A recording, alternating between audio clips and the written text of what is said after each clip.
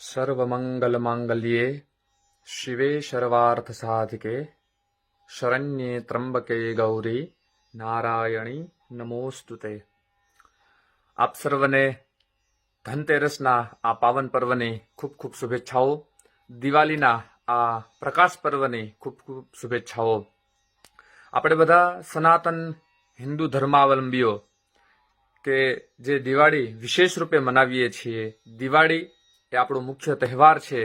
દિવાળી એ પ્રેમ અને સદભાવનો તહેવાર છે અને દિવાળીના પૂર્વમાં આવતા એકાદશી, વાઘબારસ, ધનતેરસ, કાલી ચૌદસ આ બધા પવિત્ર દિવસોની અંદર આપણે માં કાલી, મહાલક્ષ્મી અને મહાસરસ્વતી આ ત્રણેયની ઉપાસના, આ ત્રણેયનો સમન્વય કરી અને આપણા જીવનમાં એ જગદંબા, એ ભગવતીના આશીર્વાદ મેળવીએ છીએ અને શારીરિક, ભૌતિક, આધ્યાત્મિક અને આર્થિક રીતે આપણે આપણું જીવન સમૃદ્ધ બનાવીએ છીએ।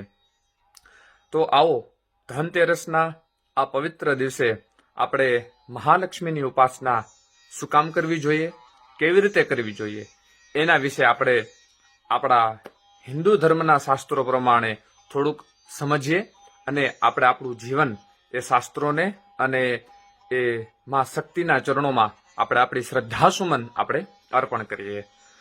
ધનત્રયોદશી, ધનતેરસ કે આપણે આપણા ઘરના આંગણે ખૂબ સરસ મજાની રંગોળીઓ સજાવીએ છીએ, આપણે દીપમાળા પ્રજ્વલિત કરીએ છીએ અને ભગવતી લક્ષ્મીની આપણે આરાધના કરીએ છીએ। એ મહાલક્ષ્મી જેવી રીતે શ્રી સૂક્તની અંદર પણ એ મહાલક્ષ્મીની ઉપાસનાના અનેકાનેક મંત્રો, અનેકાનેક સ્તુતિઓ અને એમની પ્રાર્થનાના સુંદર શ્લોકો બતાવેલા છે। હિરણ્યવર્ણામ હરિણીમ સુવર્ણ રજતસ્રજામ ચંદ્રામ હિરણમયીમ લક્ષ્મીમ જાતવેદોમ આવહ। આપણે એ મહાલક્ષ્મીની ઉપાસના કરીએ છીએ કે જે ચંદ્રામ હિરણમયીમ લક્ષ્મીમ એટલે કે જેની કાંતિ પૂર્ણિમાના ચંદ્રની સમાન અત્યંત શોભાયમાન છે, અત્યંત પ્રજ્વલિત છે। હિરણમયીમ એ મહાલક્ષ્મીનું સ્વરૂપ કેના જેવું છે? જેવી રીતે આપણે ધનત્રયોદશીના દિવસે આપણે ધનની શુદ્ધિ કરીએ છીએ, આપણે લક્ષ્મીનું પૂજન કરીએ છીએ, આપણે લક્ષ્મીનું અર્ચન કરીએ છીએ। જે લક્ષ્મી આપણને આપણા જીવનમાં ખૂબ ઉપયોગી છે અને આવશ્યક પણ છે, એ લક્ષ્મીની આપણે ઉપાસના કરીએ છીએ। તો એ નારાયણની સેવિકા અને સમુદ્ર કન્યા ભગવતી લક્ષ્મીનો આરાધનનો દિવસ એટલે કે ધનતેરસ।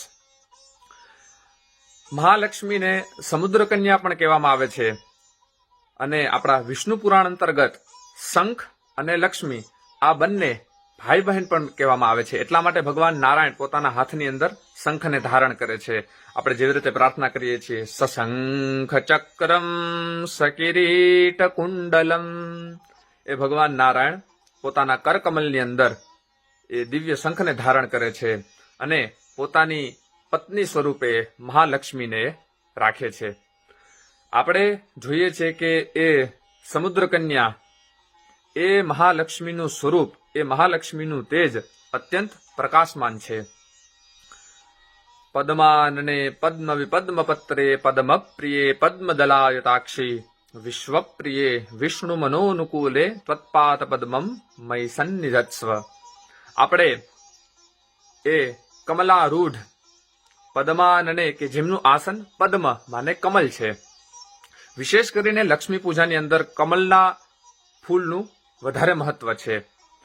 અબિલ, ગુલાલ, કંકુ, ચોખા, આરતી, ફ્રૂટ, ડ્રાય ફ્રૂટ વગેરે બધા જ દ્રવ્યો આપણે મહાલક્ષ્મી માને અર્પણ કરીએ છીએ। પણ વિશેષ કરી અને જેવી રીતે ભગવાન વિષ્ણુને તુલસી અત્યંત પ્રિય છે, ભગવાન શિવને બિલ્વપત્ર અત્યંત પ્રિય છે, એવી જ રીતે મહાલક્ષ્મી માની પૂજામાં કમળના ફૂલનું વિશેષ મહત્વ છે। તો આપ જ્યારે પણ મહાલક્ષ્મીની પૂજા આપણે શરૂઆત કરીએ તો જો શક્ય હોય તો આપની સાથે આપ થોડા ઘણા કમલના ફૂલ પણ આપ રાખી શકો છો। પદ્માનને પદ્મ વિપદ્મપત્રે પદ્મપ્રિયે, શ્રી સૂક્તની અંદર જ કહેવામાં આવ્યું કે એ વિષ્ણુ પ્રિયા અને પદ્મનું જે પુષ્પ છે એ અત્યંત પ્રિય છે. પદ્મદલાયતાક્ષી એ મહાલક્ષ્મી માના જે નેત્ર છે એ પણ કમલની સમાન છે. વિશ્વપ્રિયે સમસ્ત વિશ્વની એ પ્રિયા છે. વિષ્ણુ મનોનુકૂલે બહુ સરસ મજાના મહાલક્ષ્મી માના સંબોધનો આ સૂક્તની અંદર, આ સ્તોત્રની અંદર આપણને સમજાવે છે કે એ મહાલક્ષ્મી જે માં છે એ કોણ છે? તો કે વિષ્ણુ મનોનુકૂલે. આપણને લક્ષ્મી જોઈએ છીએ, આપણે લક્ષ્મીની પૂજા કરીએ છીએ, પણ યાદ રાખીએ કે એ લક્ષ્મી કેવી હોવી જોઈએ? તો કે જે ભક્તિનું અનુગમન કરતી હોય, જે નારાયણની સેવામાં છે. આપણી પાસે પરમાત્માએ આપણને ઘણું બધું આપેલું છે, પણ બસ એ પરમાત્મા પ્રદત્ત જે લક્ષ્મી છે એ લક્ષ્મીને આપણે નારાયણની સેવામાં આપણે અર્પણ કરીએ. એ લક્ષ્મીને આપણે સંસારની સેવામાં આપણે પાછી લગાડીએ. ત્વત્પાદ પદ્મમ મયી સન્નિધત્સ્વ. હે પ્રભુ, હે પરમાત્મા, હે પરમપિતા, અમારા ઘરમાં એવી લક્ષ્મી આવે કે જે અમને સુખ, શાંતિ, સમૃદ્ધિ અને ભક્તિ અર્પણ કરે. મહાલક્ષ્મી ચ વિદ્મહે વિષ્ણુપત્ની ચ ધીમહિ તન્નો લક્ષ્મી પ્રચોદયાત. એ ભગવતી મહાલક્ષ્મી વિષ્ણુપત્નીના સ્વરૂપમાં અશ્વદાયી, ગોદાયી, ધનદાયી મહાધને એ મહાલક્ષ્મીની સેવામાં બે હાથી કે જે સતત એના ઉપર દુગ્ધાભિષેક કરે છે અને જલાભિષેકથી એ લક્ષ્મીની સેવા પૂજા કરે છે. આપણને બધાને ખબર છે કે આપણે જ્યારે મહાલક્ષ્મી માનું કોઈ સુંદર ચિત્ર જોઈએ તો બે હાથીઓ પોતાની સૂંઢની અંદર કળશ ધારણ કરી અથવા તો એ બે હાથીઓ પોતાના સૂંઢના માધ્યમથી મહાલક્ષ્મી મા ઉપર એક દિવ્ય અભિષેક કરતા હોય છે. તો એ જ મહાલક્ષ્મી માને સાથે સાથે દુગ્ધાભિષેક કે આપણે જલાભિષેક પણ આપણે સાથે કરી શકીએ છીએ. એ મહાલક્ષ્મી માની પૂજા કરવાથી ભગવતી આપણને સમૃદ્ધિનું દાન કરે છે અને સાથે સાથે વિષ્ણુ ભક્તિનું પણ આપણને દાન કરે છે. જેવી રીતે પુરુષ સૂક્તના મંત્રોની અંદર પણ લક્ષ્મીજીની સ્તુતિનો એક અંતિમ મંત્ર આવે છે. શ્રીશ્ચ તે લક્ષ્મીશ્ચ પત્ન્યા વહો રાત્રે પાર્શ્વે નક્ષત્રાણી રૂપમશ્વિનૌ વ્યાતમ ઈષણન્નિખાણા મુમ ઈખાણા સર્વલોકમ ઈખાણા. તો સર્વપ્રથમ આપણે આપણા આસનને પવિત્રીકરણ કરીએ. આપણી પાસે જે કલશ, ગંધાક્ષત પુષ્પ, કંકુ, ફૂલ, ચોખા, અબીલ, ગુલાલ, કંકુ, અગરબત્તી, દીપ, માતા માટે ખીરનો પ્રસાદ, નૈવેદ્ય, એ બધું આપણે આપણી પાસે તૈયાર રાખી અને સરસ મજાની ખૂબ ભાવથી અને શ્રદ્ધાથી એ મહાલક્ષ્મી માને આપણે આ દરેક વસ્તુ આપણે અર્પણ કરવાની છે. સર્વપ્રથમ આપણા આસનને પવિત્રકરણ કરી આપણા અંતર બાહ્ય રીતે આપણે શુચિ બની અને ગણપતિ આદિ દેવી દેવતાઓનું સ્મરણ કરી ત્યારબાદ હાથમાં ગંધાક્ષત પુષ્પ રાખી, હાથમાં પુષ્પ લઈ, ચંદન લઈ અને પાણીની ચમચી ભરી અને ધનત્રયોદશીના મહાલક્ષ્મીના પૂજનનો એક પ્રધાન સંકલ્પ આપણે કરીએ કે આ મહાલક્ષ્મી માની પૂજાથી સમસ્ત વિશ્વનું કલ્યાણ થાય, સર્વ સાધકોને ધર્મ, અર્થ, કામ અને મોક્ષ આ ચતુર્વિધ પુરુષાર્થની પ્રાપ્તિ થાય એવો પ્રધાન સંકલ્પ કરી અને માતાજીના ચરણોમાં અર્પણ કરવો. ત્યારબાદ આપણી પાસે જે શંખ, કલશ, ઘંટ, દીપ, આ જે સર્વદેવ પૂજા માટે જે બધી વસ્તુઓ રાખેલી છે એમને પણ ત્યાં સાથે સાથે કંકુનો ચાંદલો કરવો. ત્યારબાદ તેના ઉપર અક્ષત એટલે કે ચોખા પધરાવવા. ત્યારબાદ ત્યાં એક જગ્યાએ એક પુષ્પ અર્પણ કરી અને એમને ભાવપૂર્વક નમસ્કાર કરી અને સર્વદેવ પૂજા કરવી. ત્યારબાદ મહાલક્ષ્મી માનું હાથમાં પુષ્પ લઈ, હાથમાં ગુલાબ અથવા તો કમલ કોઈ પણ પુષ્પ લઈ અને મહાલક્ષ્મી માનું ધ્યાન કરી અને ધ્યાનથી અર્પણ સુધીની 1650ની પૂજા છે એ ખૂબ સારી રીતે ધ્યાનથી શરૂઆત થાય છે. ત્યારબાદ માતાજીનું આવાહન કરવું. ત્યારબાદ એ મહાલક્ષ્મી માના ચરણોમાં એક જલાચમનીય પધરાવવું, એક પાણીની ચમચી ત્યાં પધરાવવી, માતાજીના પાદ પ્રક્ષાલન કરીએ. ત્યારબાદ માતાજીના હસ્તકમલ ઉપર એક પાણીની ચમચી પધરાવીએ. ત્યારબાદ માતાજીને મુખાંબુજે આચમનીયમ પીવા માટે આપણે જલ અર્પણ કરીએ. ત્યારબાદ માતાજીને સ્નાનાર્થ એક પાણીની ચમચી આપણે એમને અર્પણ કરશું.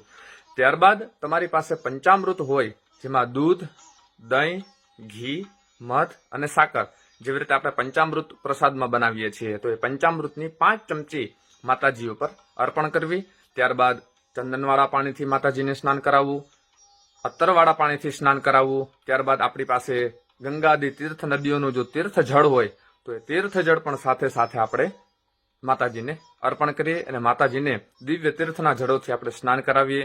ત્યારબાદ મહાલક્ષ્મી ચ વિદ્મહે વિષ્ણુ પત્ની ચ ધીમહિ તન્નો લક્ષ્મી પ્રચોદયાત. આ ભગવતી મહાલક્ષ્મી માનો જે બીજોક્ત મંત્ર આપણને આપેલો છે એ બીજોક્ત મંત્રથી 2-5 મિનિટ માતાજી ઉપર આપણે અભિષેક કરી શકીએ છીએ. સતત દુગ્ધધારા કરવી, સતત જલધારા કરવી અને એ અભિષેક સંપન્ન થયા બાદ આપણે માતાજીને શુદ્ધ જળથી સ્નાન કરાવશું.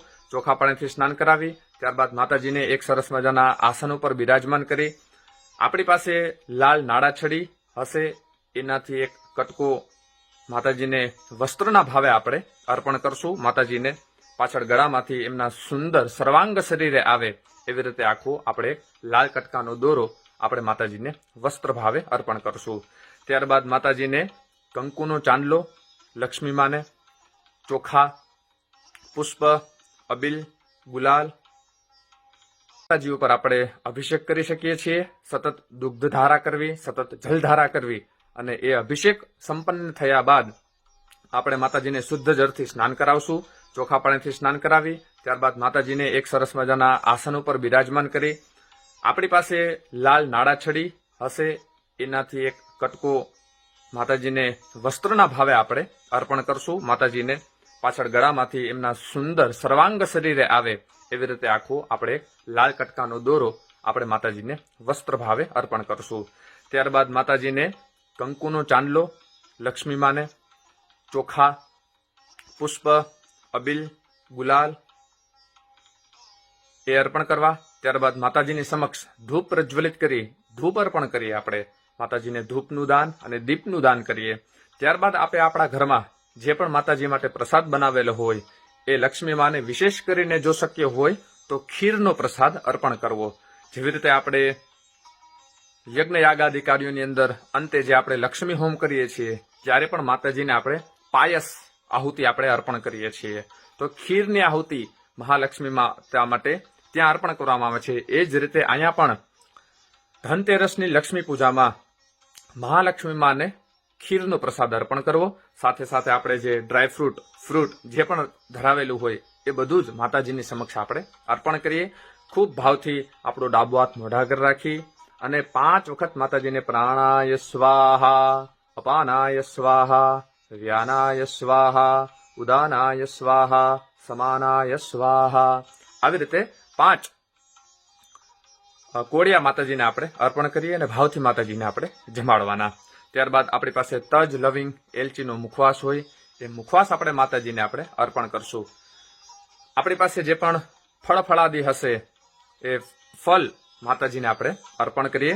વિવિધ મંત્રોથી, વિવિધ શ્લોકોથી આપણે માતાજીની સ્તુતિ કરી શકીએ છીએ. ત્યારબાદ માતાજીની ખૂબ સુંદર રીતે ઓમ જય લક્ષ્મી માતા એ આખી દિવ્ય સુંદર આરતીઓ આપણી પાસે ઉપલબ્ધ હોય છે. તો એ સુંદર મજાની મહાલક્ષ્મી માને આપણે આરતી પણ સાથે સાથે અર્પણ કરી શકીએ છીએ. આરતી કરી માતાજીની સમક્ષ હાથમાં પુષ્પ લઈ મંત્ર પુષ્પાંજલિ, પ્રાર્થના અને ક્ષમાપન કરી અને માતાજીની સરસ મજાની એક દેવી રાજોપચારના ભાવથી એક આપણે યથાશક્તિ, યથામતિ, યથાભક્તિ આપણે એ દિવ્ય સેવા કરી શકીએ છીએ. અંતે કરબદ્ધ થઈ અને શુદ્ધ ભાવથી માતાજીના ચરણોમાં પ્રાર્થના કરી યા શ્રી સ્વયં સુકૃતિનામ ભવનેશ્વલક્ષ્મી પાપાત્મનામ કૃતધિયામ હૃદયે સુબુદ્ધિ શ્રદ્ધા સતામ કુલજન પ્રભવસ્ય લજ્જા તામ ત્વામ નતાસ્મ પરિપાલય દેવી વિશ્વમ. સુંદર માતાજીની પ્રાર્થના અને સ્તુતિ કરી અંતે જે કાંઈ પણ આપણે પૂજા કરેલી છે પૂજાનું ફળ આપણે માતા રાણીના ચરણોમાં અર્પણ કરી અને અનેન કૃતેન પૂજનેન ભગવતી રાજરાજેશ્વરી શ્રી મહાલક્ષ્મી પ્રિયતામ નમઃ. આવી રીતે ભાવથી સુંદર ઉપચારોથી અને વિવિધ સામગ્રીઓથી જ્યારે ભક્ત સાધકગણ મહાલક્ષ્મી માની પૂજા કરે છે તો એ પરાંબા ભગવતી રાજરાજેશ્વરી એ સાધકોના, એ સિદ્ધોના અને ભક્તોના સમસ્ત મનોરથને પૂર્ણ કરે છે. આપ સર્વને પુનઃ ધનતેરસની ખૂબ ખૂબ શુભેચ્છાઓ, દિવાળીની શુભકામનાઓ અને હેપી ન્યૂ યર. જય શ્રી કૃષ્ણ.